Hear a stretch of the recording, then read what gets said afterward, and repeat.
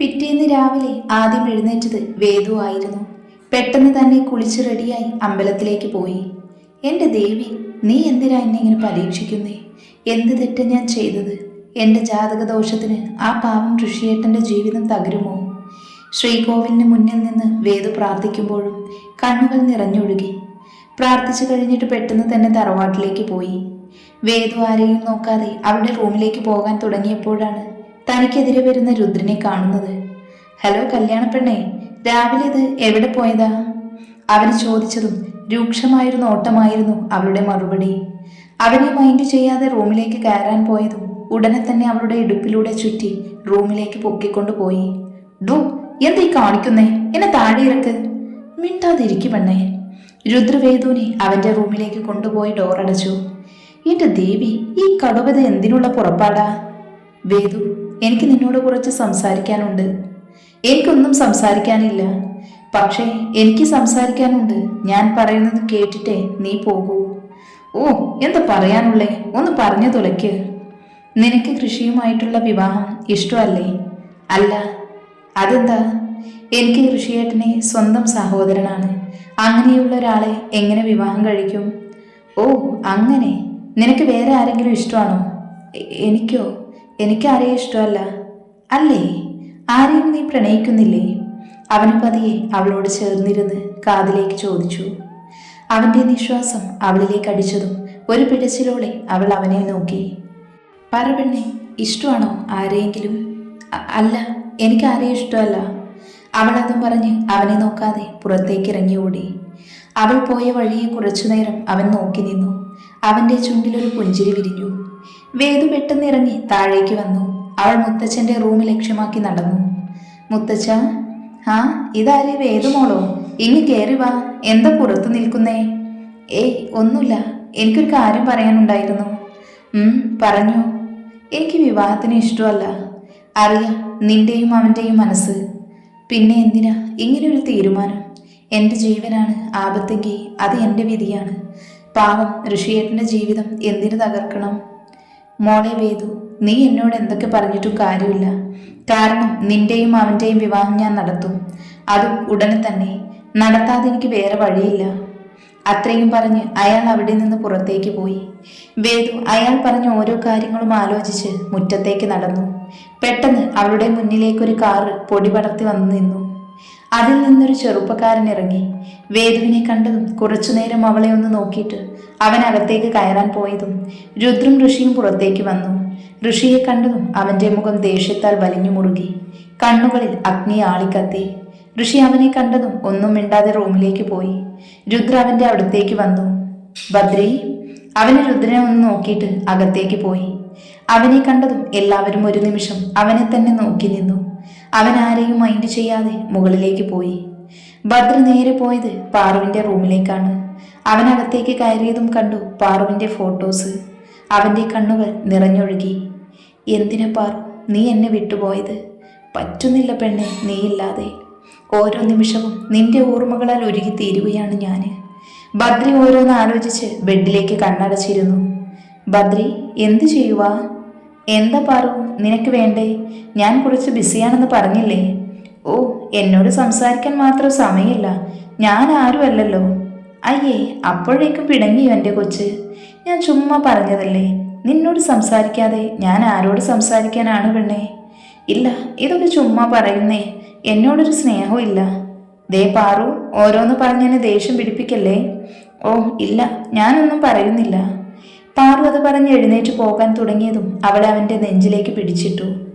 ഭദ്ര നോക്കിയപ്പോഴാണ് പാറുവിൻ്റെ കണ്ണുകൾ നിറഞ്ഞിരിക്കുന്നത് കാണുന്നത്. ഏയ്, എന്തിനാ എൻ്റെ പെണ്ണ് കരയുന്നേ? ഞാൻ ചുമ്മാ പറഞ്ഞതല്ലേ.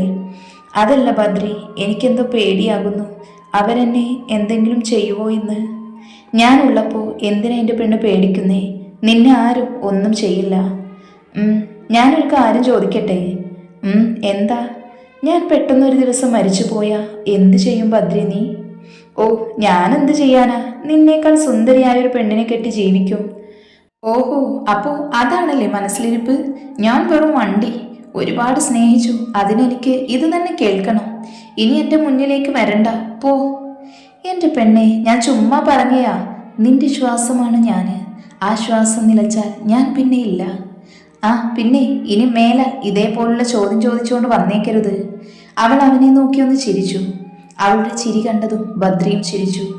അവരുടെ പൊട്ടിച്ചിരികൾ അവിടെയാകെ മുഴങ്ങി. ബദ്രി! ആ വിളിയാണ് അവനെ ചിന്തകളിൽ നിന്ന് ഉണർത്തിയത്. മുന്നിൽ നിൽക്കുന്ന രുദ്രനെ കണ്ടതും അവൻ എഴുന്നേറ്റ് ബാൽക്കണിയിലേക്ക് പോയി. അവന് പുറകെ രുദ്രനും പോയി നിന്നു. ബദ്രി, ഈ നാട്ടിലേക്ക് നീ എന്തിനാ വന്നേ?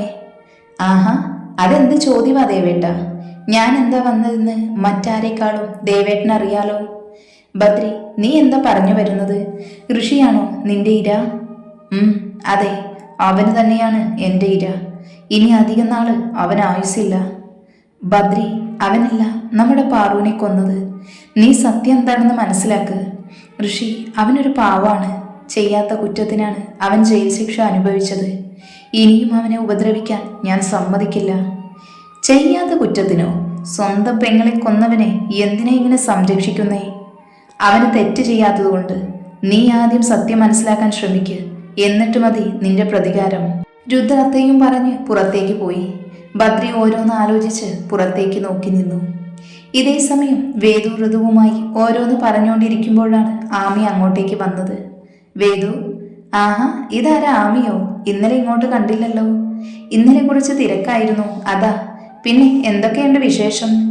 ആമി ചോദിച്ചതും വേദു അവളോടൊന്നും മിണ്ടാതെ താഴേക്ക് നോക്കിയിരുന്നു. അവളുടെ കണ്ണുകൾ നിറഞ്ഞൊഴുകി. എന്താ വേദു, ഞാൻ ചോദിച്ചിട്ട് നീ ഒന്നും മിണ്ടാതിരിക്കുന്നേ? എന്തെങ്കിലും പ്രശ്നമുണ്ടോ? അത് പിന്നെ ആമി, വേദു ചേച്ചിയുടെ കല്യാണം ഉറപ്പിച്ചു. ആണോ? എന്നിട്ടെന്താ നിനക്കൊരു സന്തോഷമില്ലാത്തേ? ഏയ് ഒന്നുമില്ല ആമി. അത് ചുമ്മാ, എന്തോ പ്രശ്നമുണ്ട്. സത്യമാണ് ആമി, ഒരു പ്രശ്നവുമില്ല. പിന്നെ നിന്നെ ആരാ വിവാഹം കഴിക്കുന്നേ? ഋഷിയേട്ടൻ. ഋതു പറഞ്ഞതും ഒരു ഞെട്ടലോടെ ആമി വേദുവിനെ നോക്കി. ആമിയുടെ കണ്ണുകൾ നിറഞ്ഞൊഴുകി. ആമി, അത് പിന്നെ എന്താ ഉണ്ടായതെന്ന് വെച്ചാ? വേണ്ട വേദു, ഒന്നും പറയണ്ട. ഋഷിയേട്ടൻ എന്നെ ഒരിക്കലും സ്നേഹിച്ചിട്ടില്ല. വിധി നിനക്കായിരിക്കും ഋഷിയേട്ടനെ കരുതി വെച്ചത്. ഏയ് അങ്ങനെയൊന്നുമില്ല ആമി. എൻ്റെ ജാതകദോഷം കാരണം നിന്റെ കണ്ണുനീർ ഞാൻ കാണേണ്ടി വരും. ആ പാവം ഋഷിയേട്ടൻ്റെ ജീവിതവും തകരും. വേദു അത്രയും പറഞ്ഞ് റൂമിലേക്ക് നടന്നു. ജാതകദോഷമോ? അതെന്താ അവൾ അങ്ങനെ പറഞ്ഞത്? അതെ ആമി ചേച്ചി, വേദു ചേച്ചി പറഞ്ഞത് സത്യമാണ്. നീ ഒന്ന് തെളിച്ചു പറ ഋതു, എനിക്കൊന്നും മനസ്സിലാകുന്നില്ല. ഋതു ജോത്സ്യൻ പറഞ്ഞ എല്ലാ കാര്യങ്ങളും ആമിയോട് പറഞ്ഞു. എന്താ ആമി ചേച്ചി ഒന്നും മിണ്ടാത്തേ? ഇപ്പൊ വേദു ചേച്ചിയെ ആമി ചേച്ചി വെറുക്കുന്നുണ്ടോ? ഏയ് എന്താ ഋതു നീ പറയുന്നേ? എനിക്കവളെ വെറുക്കാൻ പറ്റുമോ? അവളുടെ ജീവൻ രക്ഷിക്കാൻ ഞാൻ എൻ്റെ പ്രണയം വേണ്ടാന്ന് വെച്ചോളാം. ആമി അത്രയും പറഞ്ഞ് എഴുന്നേറ്റ് പുറത്തേക്ക് നടന്നു. നീ എന്തിനാ ഇങ്ങോട്ട് വരുന്നത്? ജോലിക്കാണെങ്കിൽ അത് ചെയ്തിട്ട് പോകണം, അല്ലെങ്കിൽ ഇങ്ങോട്ട് ഒരുങ്ങിക്കെട്ടി വരരുത്. ഇന്നലെ നീ കാരണം എത്ര രൂപയുടെ നഷ്ടമാണ് ഉണ്ടായതെന്ന് നിനക്കറിയാമോ? Sorry sir. മിണ്ടരുത്. അവളുടെ ഒരു സോറി പറച്ചിൽ. ഇന്നലെ നീ ഇല്ലാതാക്കിയ ഫയൽ ശരിയാക്കിയിട്ട് ഇനി എൻ്റെ മുന്നിൽ വന്നാൽ മതി. Okay sir. അവൾ അത് പറഞ്ഞ് പുറത്തേക്ക് ഇറങ്ങിയപ്പോഴാണ് തന്നെ നോക്കി നിൽക്കുന്ന അബിയെ കാണുന്നത്. ഇന്നും കിട്ടിയല്ലേ? ആ കിട്ടി. അതിന് തനിക്കെന്താ? ഏയ് എനിക്കൊന്നുമില്ല. സാധാരണ രുദ്രന്റെ കയ്യിൽ നിന്നല്ലേ എന്നും വഴക്കു കേൾക്കുന്നത്. പക്ഷെ ഇന്ന് ഋഷിയുടെ കയ്യിൽ നിന്നുമായിരുന്നു അല്ലേ? ദേ, തന്നോട് ഞാൻ പലവട്ടം പറഞ്ഞിട്ടുണ്ട് എൻ്റെ കാര്യത്തിൽ ഇടപെടരുത് എന്ന്. എന്ത് ചെയ്യാനാണ്, നീ എൻ്റെ പെണ്ണായി പോയില്ലേ. ഓ പിന്നെ തൻ്റെ പെണ്ണോ? അതങ്ങ് സ്വയം തീരുമാനിച്ചാൽ മതിയോ? ഇല്ല, ഞാൻ സ്വയം തീരുമാനിക്കുന്നില്ല. നീ എന്നോട് ഇഷ്ടമാണെന്ന് പറഞ്ഞാൽ മതി. ഞാൻ നിന്റെ വീട്ടിലേക്ക് വന്ന് പെണ്ണ് ചോദിക്കാം. ആഹാ, നടന്നത് തന്നെ. അതെന്താ ശ്രുതി നിനക്ക് എന്നെ ഇഷ്ടമല്ലാത്തേ? കുറെ നാളായി ഞാൻ നിന്റെ പുറകെ നടക്കാൻ തുടങ്ങിയിട്ട്. ഞാൻ പറഞ്ഞില്ലല്ലോ എൻ്റെ പുറകെ നടക്കാൻ. എനിക്ക് തന്നെ ഇഷ്ടമല്ല. ഇനി എൻ്റെ പുറകെ നടക്കരുത്. ശ്രുതി അത്രയും പറഞ്ഞ് അവരുടെ ക്യാബിനിലേക്ക് പോയി. നീ എന്തൊക്കെ പറഞ്ഞാലും എൻ്റെ പെണ്ണ് തന്നെയാ നീ. മരണം വരെ അബിയുടെ ജീവിതത്തിലെ പെണ്ണ് അത് നീ മാത്രമാണ്. ശ്രുതി പോയ വഴിയെ നോക്കി അബി മനസ്സിൽ പറഞ്ഞു. അവൻ്റെ ചുണ്ടിൽ ഒരു പുഞ്ചിരി വിരിഞ്ഞു. അബി തിരിച്ചു ക്യാബിനിലേക്ക് കയറാൻ തുടങ്ങിയപ്പോഴാണ് തന്നെ നോക്കിക്കൊണ്ട് നിൽക്കുന്ന രുദ്രനെ കാണുന്നത്. എന്താ അബി ഇവിടെ? ഏയ് ഒന്നുമില്ല രുദ്ര, ഞാൻ ആ കുട്ടിക്ക് കുറച്ച് ഡൗട്ട് പറഞ്ഞു കൊടുത്തതാ. നീ ഒരുപാട് ഡൗട്ട് പറഞ്ഞു കൊടുക്കാൻ നിൽക്കണ്ട. അത് കുറച്ച് കൂടിയ ഇനമാ. അത്ര പെട്ടെന്നൊന്നും അങ്ങനെ അവൾ നിന്റെ വലയിൽ വീഴില്ല. വീഴ്ത്താൻ എനിക്കറിയാം.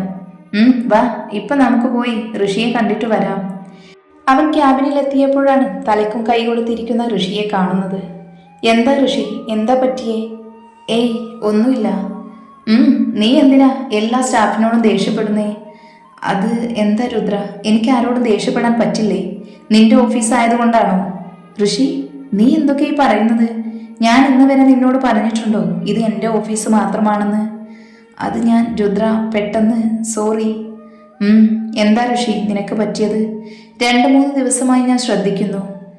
അത് പിന്നെ രുദ്ര, എനിക്ക് വേദുവിന് വിവാഹം കഴിക്കാൻ ഇഷ്ടമല്ല.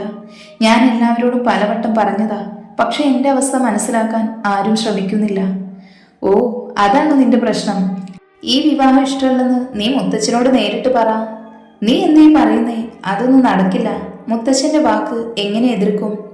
ഋഷി, നീ ഇങ്ങനെ വിഷമിക്കേണ്ട. നിനക്കെന്തായാലും അവളെ വിവാഹം കഴിക്കേണ്ടി വരില്ല. അത് നിനക്കിങ്ങനെ അറിയാം? നിനക്കിത്ര ഉറപ്പെന്താ? അതെ ഋഷി, നീ ഇപ്പോൾ കൂടുതലൊന്നും ചോദിക്കണ്ട. രുദ്ര അത്രയും പറഞ്ഞ് പുറത്തേക്ക് പോയി. അവൻ്റെ കൂടെ അഭിയും. അവന് പറഞ്ഞതെല്ലാം ആലോചിച്ച് ഋഷി വർക്കിലേക്ക് തിരിഞ്ഞു. മോളെ വേദു. എന്താ ഹേമമ്മേ? മോളെ ആഹാരം കഴിക്കാൻ ബദ്രിയെ വിളിച്ചോണ്ട് വാ. അയ്യോ ഞാനോ? എനിക്ക് പേടിയാ. എന്തിന്? അവനൊരു പാവമാ മോളെ. പാറു പോയതിൽ പിന്നെയാണ് അവൻ ഇങ്ങനെ ആയത്. അവനൊന്നും ചെയ്യില്ല. ശരി. വേദു നേരെ ബദ്രിയുടെ റൂം ലക്ഷ്യമാക്കി നീങ്ങി. അവൾ പതിയെ അവന്റെ ഡോറിൽ ചെന്ന് തട്ടി വിളിച്ചു. കുറച്ചു സമയത്തിനു ശേഷം അവൻ പുറത്തേക്ക് വന്നു. വേദുവിനെ കണ്ടതും അവന് കുറച്ചു നേരം അവളെ തന്നെ നോക്കി നിന്നു. എന്താ ഇവിടെ? അത് പിന്നെ ഫുഡ് കഴിക്കാൻ വിളിക്കാൻ വന്നതാ. ഞാൻ വന്നേക്കാം. വേദു ഒന്ന് മൂളിക്കൊണ്ട് തിരിഞ്ഞു നടക്കാൻ പോയതും ബദ്രി അവളെ വിളിച്ചു. ഒന്ന് നിന്നേ. എന്താ? തൻ്റെ പേര് വേദു എന്നല്ലേ? അതെ. പൊക്കോ. അതെ ബദ്രി, ഞാനൊരു കാര്യം പറഞ്ഞോട്ടെ? എന്താ? ഋഷേട്ടന് അല്ല പാറുവിനെ കൊന്നത്. അതെനിക്കറിയാം. എന്താ? അതറിയാന്നോ? പിന്നെ എന്തിനാ ഋഷിയേട്ടനെ കൊല്ലാൻ നടക്കുന്നേ? അവന് ഞാൻ കൊല്ലാൻ നടക്കുകയാണെന്ന് നിന്നോട് ആരാ പറഞ്ഞേ? ഋഷിയേട്ടന്. എല്ലാവരും അങ്ങനെയാ വിചാരിക്കുന്നത്. പക്ഷേ ഋഷിയേട്ടനല്ല എൻ്റെ പെണ്ണിനെ കൊന്നതെന്ന് മറ്റാരേക്കാളും എനിക്ക് നന്നായി അറിയാം. പിന്നെ നീ ചോദിച്ചില്ലേ എല്ലാവരോടും ഋഷിയേട്ടനെ കൊല്ലാനാണ് എൻ്റെ തീരുമാനമെന്ന് പറഞ്ഞത് എന്തിനാണെന്ന്? അങ്ങനെ പറഞ്ഞെങ്കിൽ മാത്രമേ എൻ്റെ പാറുവിനെ കൊന്നവൻ എൻ്റെ മുന്നിൽ വരൂ. അത്രയും നാള് എൻ്റെ ശത്രു ഋഷിയേട്ടനാണെന്ന് എല്ലാവരും വിചാരിച്ചോട്ടെ. ബദ്രി പറഞ്ഞതും എന്തുകൊണ്ടോ ഒരാശ്വാസം വേദുവിൻ്റെ മനസ്സിലേക്ക് വന്നു. വേദു, എനിക്കൊരു കാര്യം തന്നോട് പറയാനുണ്ട്. എന്താ? 2 ദിവസം മുൻപ് ഒരു ജ്യോത്സ്യൻ പറഞ്ഞില്ലേ നിന്റെ മരണമായി അവൻ പുറകെ ഉണ്ടെന്ന്? അത് സത്യമാണ്. നിന്റെ കാലൻ പുറകെ ഉണ്ട്. അവന് നിന്റെ അടുത്തെത്തിയാൽ നിന്റെ മരണം അതുറപ്പാ. എനിക്ക് ഈ ദൈവത്തിലും ജ്യോത്സ്യത്തിലുമൊന്നും യാതൊരു വിശ്വാസവുമില്ല. പക്ഷെ നിന്റെ കാര്യത്തിൽ അത് സത്യമാണ്. അവന് വരും നിന്റെ മുൻപിൽ ഉടനെ തന്നെ. ബദ്രി പറഞ്ഞതും ഒരു ഞെട്ടലോടെ അവൾ അവനെ നോക്കി. അതാരാ എന്നെ കൊല്ലാൻ നടക്കുന്നേ? നിന്റെ മാത്രമല്ല വേദു, എന്റെയും ഈ തറവാട്ടിലെ എല്ലാവരുടെയും ജീവിതത്തിലെ വില്ലൻ അവൻ തന്നെയാണ്. ആര്? എൻ്റെ ഒരേ ഒരു കൂടപ്പിറപ്പ്. ബദ്രി ഉടനെ തന്നെ ഒരു ഫോട്ടോ അവളെ കാണിച്ചു. ബദ്രി കാണിച്ചതും ഒരു ഞെട്ടലോടെ അവൾ അവനെ നോക്കി. വേദുവിൻ്റെ വായിൽ നിന്ന് ആ പേര് വന്നു. യദുനാഥ് അഗ്നിഹോത്രി.